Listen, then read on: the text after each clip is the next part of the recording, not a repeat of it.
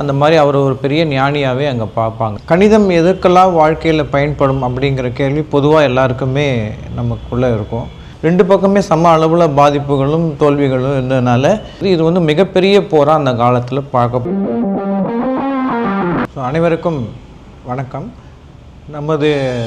நாங்கள் வந்து இது வரைக்கும் கணிதத்தை பரப்புதல் சார்ந்து சில காணொளிகளை நாங்கள் தயார் பண்ணியிருக்கோம். அதன் தொடர்ச்சியாக இன்றைக்கி சில விஷயங்களும் உங்கள்கிட்ட பகிர்ந்துக்க விரும்புகிறேன். இப்போ என்ன அப்படின்னாக்க, கணிதம் எதற்கெல்லாம் வாழ்க்கையில் பயன்படும் அப்படிங்கிற கேள்வி பொதுவாக எல்லாருக்குமே நமக்குள்ளே இருக்கும்.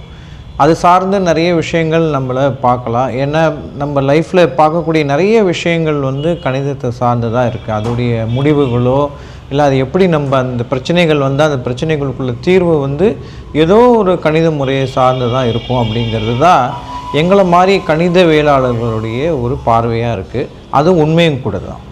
இப்போ அந்த மாதிரி இருக்கும்போது பண்டைய காலத்தில் இன்றைக்கி இருக்கிற தொழில்நுட்பமே இல்லாத பண்டைய காலத்தில் எப்படி அதை கணித தீர்வு முறைகளை அவங்க பண்ணியிருப்பாங்க அப்படின்னு கேட்டிங்கன்னா, பெரும்பாலும் பார்த்திங்கன்னா பண்டைய காலத்தில் இருந்தக்கூடிய கிரேக்க அறிஞர்கள், இந்தியா, சீனா இந்த மாதிரி இருக்கக்கூடிய அறிஞர்கள்லாம் வந்து வடிவியல் மற்றும் எண்ணியல் இந்த ரெண்டு, அதாவது ஜாமெட்ரி, நம்பர் தியரி, இந்த ரெண்டு விஷயங்களை பயன்படுத்தி தான் நிறைய செய்திகளுக்கு தீர்வு முறையை பெற்றிருக்காங்க. அதை பற்றி 1-2 செய்திகளை நம்ம இந்த காணொலியில் பார்க்கலாம்.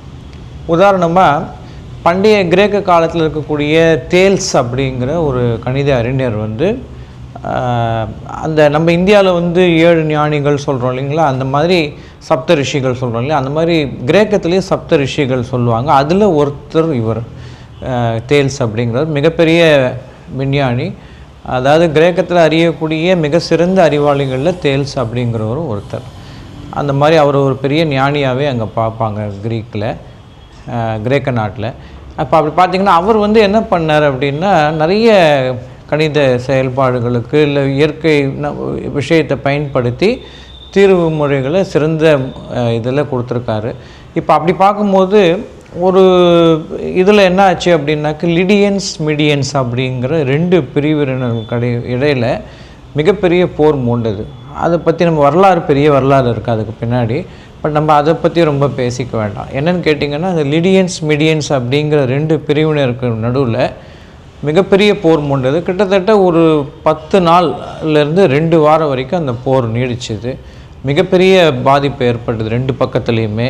அதாவது 10 நாளைக்கு அப்புறம் என்ன ஆச்சுன்னா, 2 பக்கமே நிறைய சேதாரங்கள் வந்தது. யார் முன்னிலையில் இருக்காங்க, யார் வெற்றி பெற்றார்கள், யார் தோல்வி அடைந்தார்கள் என்று சொல்ல முடியாத அளவுக்கு பாதிப்புகள் இருந்தது.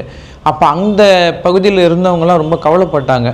ஏன்னா இயற்கை வளங்கள் அழியுது, நிறைய பேர் உயிருக்கு போகுது. இதனால் இந்த சண்டை தேவையா, சமரசமாக போகிறதுக்கு வழி இருக்கா அப்படின்னு பல முயற்சிகள் எடுத்தாங்க. ஆனால் எதுவுமே சரியாக வரல. அவங்க போரை தொடர்ந்துகிட்டே தான் இருந்தாங்க.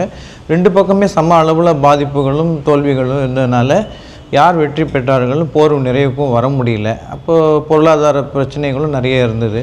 இப்போ இது சமாளிக்க என்ன பண்ணாங்கன்னா, அப்போது பெரிய மேதையாக இருந்தக்கூடிய கிரேக்க அறிஞர்னு சொன்ன மாதிரி தேல்ஸை போய் நாடினாங்க. அவர்கிட்ட உதவி கேட்டாங்க, நீங்கள் ஏதாவது பண்ணி இந்த போரை நிறுத்துங்க அப்படின்னு. அவர் என்ன பண்ணார் அப்படின்னா, தேல்ஸ் வந்து சரி, நான் ஒரு குறிப்பிட்ட நாளில் வந்து அங்கே பேசுகிறேன், 2 அரசர்கள்கிட்டையும் நான் பேசுகிறேன், அவங்கள என்னை வந்து பார்க்க சொல்லுங்கள் அப்படின்னு சொல்லிட்டு அதே மாதிரி ஒரு 1 or 2 daysல, அதாவது 1-2 நாளில் போய் பார்த்தார். அந்த அரசர்கள் வந்து இவர் பெரிய ஞானிங்கிறனால எல்லோரும் வந்தாங்க. இவர் வந்து இப்போ என்ன சொன்னார், நீங்கள் ஒரு குறிப்பிட்ட நாளில் நீங்கள் இந்த போரை கடவுளோட இதில் படி பார்த்திங்கன்னா அவருக்கு வந்து இந்த போர் புரிவதில் வந்து விருப்பம் இல்லை. அதனால் வந்து ஒரு குறிப்பிட்ட நாளில் அவருக்கு வந்து இந்த நீங்கள் தொடர்ச்சியாக சண்டை போட்டு பல உயிர்கள் பாதித்ததுனால, இழந்ததுனால அவர் வந்து உங்கள் மேலே ஒரு சாபம் மாதிரி வைப்பார். அப்போ நீங்கள் அந்த இதில் வந்து அந்த அவருடைய குறியீடு ஒன்று உணர்த்துவார், தன்னுடைய அதிருப்தியை. அந்த அதிருப்தியை உணர்த்தும் போது நீங்கள் கட்டாயம் போரை நிறுத்தணும். அப்படி இல்லைன்னா அந்த உலகத்துக்கே பெரிய ஆபத்தாயிடும். அதனால் தயவுசெய்து நீங்கள் அதுக்கப்புறம் தொடராதீங்க, அது வரைக்கும் நீங்கள் போர் புரிஞ்சுக்கலாம் அப்படிங்கிற மாதிரி சொல்லிட்டு போயிடுவார்.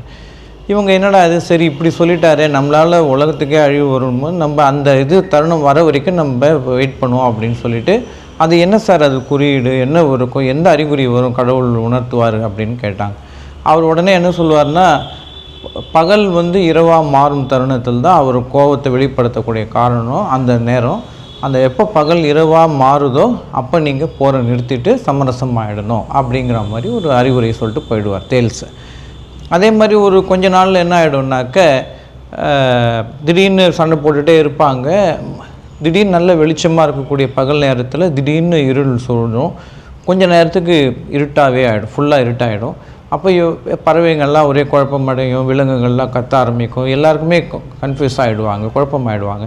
அப்போ என்ன பண்ணுவாங்கன்னா, சரி அப்போ இதுதான் சரி தேல்ஸ் சொன்ன அந்த தருணம் போல் இருக்குது, கடவுள் உண்மையிலேயே குழப்பம் அடைஞ்சிட்டாரு, நம்ம மேலே கோபம் அடைஞ்சு இந்த தருணத்தை வெளிப்படுத்தினால நம்ம இதுக்கப்புறம் தொடர்ந்தால் உலகத்துக்கு பாதிப்பு வந்துடும், அவர் சொன்ன மாதிரியே நம்ம இந்த போர் முடிவுக்கு கொண்டு வந்துடலாம் அப்படின்னு 2 பேருமே அதுக்கப்புறம் போரை நிறுத்திடுவாங்க. அதுக்கப்புறம் நிறைய விஷயங்கள் எல்லாம் ஒன்றா பண்ண ஆரம்பிச்சிருவாங்க. இப்போ இந்த தேல்ஸ் இந்த விஷயத்தை அதனால் அவருடைய அந்த அறிவுரையினால இந்த போர் நிறைவு பெற்றது. இது மிகப்பெரிய போராக அந்த காலத்தில் பார்க்கப்பட்டது. இன்றைக்கு அப்போ இது என்ன பண்ணார்? அப்போ கடவுள் உண்மையிலேயே கோவப்பட்டு இந்த போரை நிறுத்தினாரா, இல்லை தேல்ஸ் சொன்னது உண்மையா அப்படின்னு பார்த்தீங்கன்னா, தேல்ஸ் ஒரு மிகப்பெரிய அறிவியலாளர்.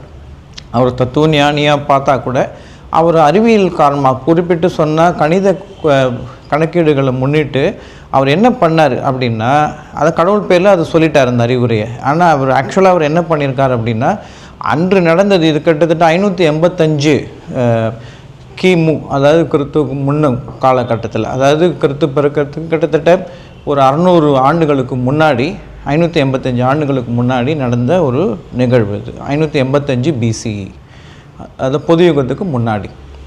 அப்போ அந்த காலகட்டத்தில் வரக்கூடிய நம்ம வரலாற்று ரீதியாக பதிவு பண்ணப்பட்ட ஒரு முதல் இது கிரகணம் அது.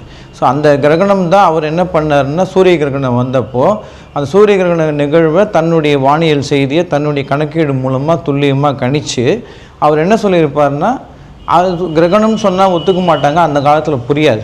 அப்போது அந்த கிரகண நிகழ்வில் முழு சூரிய கிரகணம் வரும்போது கிட்டத்தட்ட உங்களுக்கு கொஞ்ச நேரம் அந்த சூரியன் மறைக்கும் போது பகல் இரவாக மாறலி இருள் சூழும். அந்த இருளை பேஸ் பண்ணி கடவுள் கோபம் அது சாபம் அது அப்படிங்கிற மாதிரி ஒரு கதையை சயின்ஸுக்கு பேஸ் பண்ணி அவர் சொல்லியிருப்பார். அதை இதுதான் நடந்திருக்காங்க. ஏன்னா இது முடிஞ்சு அவங்க போர் சமரசம் ஆன பிறகு அந்த இருள் நீங்கி திருப்பி வெளிச்சம் வந்துடும். ஏன்னா தொடர்ச்சியாக இருள் இருக்க முடியாது. கிரகணம் முடிஞ்சக்கப்புறம் திருப்பி வெளிச்சம் வந்துடும். அப்போது தேல்ஸ் சொன்னதுபடி அறிவுரைப்படி அந்த சாபம் நீங்கி கடவுளோட கோபம் நீங்கி போர் நிறுத்தத்தினால திருப்பி வெளிச்சம் வந்துடுச்சு, உலகம் காக்கப்பட்டது அப்படிங்கிற மாதிரி ஒரு இது வந்தது. இதை இன்றைக்கி நம்ம இந்த போரை எப்படி சொல்லுவோம்னா, கிரகண போர் அப்படின்னு சொல்லுவோம், பேட்டில் ஆஃப் எக்லிப்ஸ் அப்படின்னு சொல்லுவோம். வரலாற்று ரீதியாக நான் சொன்ன மாதிரி பதியப்பட்ட நமக்கு தெரிஞ்ச முதல் கிரகணம் இது. அதுக்கு முன்னாடி நிறைய கிரகணங்கள் வந்திருக்கலாம் பூமியில், ஆனால் பதிவு பண்ணப்பட்ட முதல் கிரகணம் இது தான். அப்போ பாருங்கள், தேல்ஸ் தன்னுடைய கணித அறிவையும் அறிவியல் ஆற்றலையும் எவ்வளோ நுணுக்கமாக கணித்து ஒரு மிகப்பெரிய போரை, 2 மாபெரும் அரசர்கள் நிகழ்ந்த பல நாட்களாக தொடர்ந்த போரை முடிவு கொண்டு வந்தாங்க. ஸோ அறிவியலுடைய பயன்பாடுகள் இந்த மாதிரி பல உயிர்களை காக்க உதவி பண்ணுது. அதில் கணிதமும் பங்கு எடுத்திருக்கு அப்படிங்கிறதுல இது ஒரு மிக சிறந்த உதாரணமாக நம்ம பார்க்கணும்.